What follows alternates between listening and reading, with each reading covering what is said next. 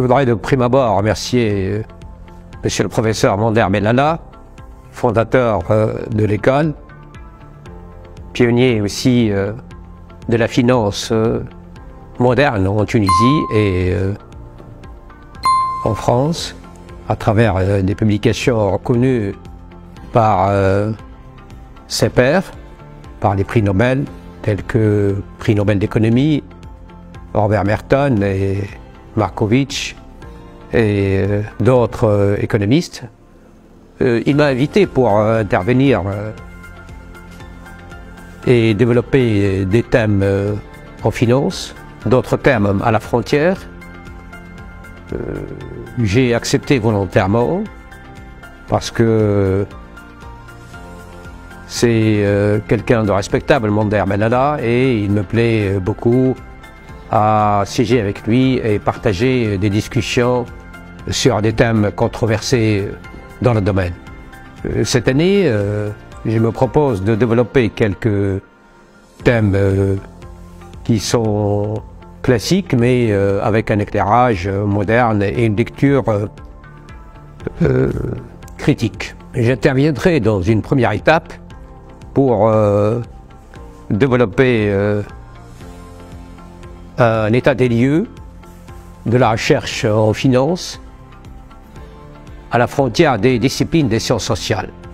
Dans une deuxième étape, après avoir développé ce thème qui constitue un résumé, en quelque sorte, de la théorie financière moderne, je développerai à destination des étudiants de master et des praticiens un terme classique mais revisité.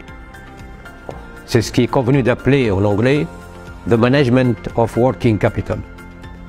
Je l'ai traduit en français « La gestion des composantes du fonds de roulement ».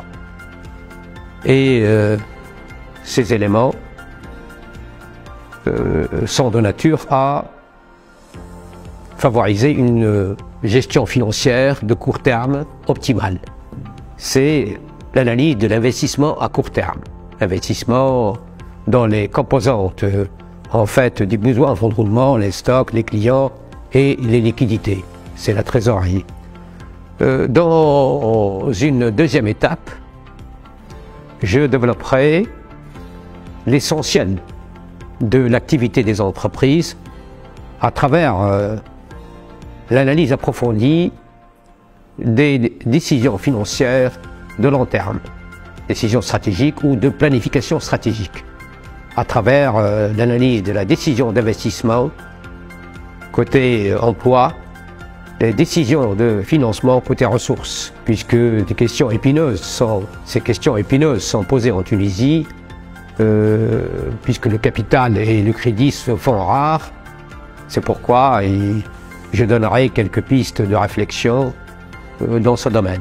Je finirai par l'analyse de la politique de dividendes, puisque les actionnaires et les pourvoyeurs de fonds ne sont pas insensibles aux décisions et aux résultats de l'entreprise. Il faut associer les actionnaires et les investisseurs institutionnels à la politique des dividendes.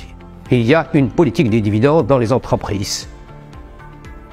Je finirai cette séquence, ce séminaire, par donner un éclairage sur les retombées, les conséquences des décisions financières de l'entreprise sur la valeur de celle-ci, à travers le concept de coût de capital.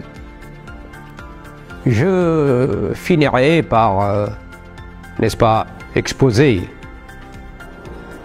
les éléments des fusions-acquisitions, merger and acquisition, et ses conséquences sur la croissance de l'entreprise et l'incidence des opérations de fusion-acquisition sur le contrôle des entreprises.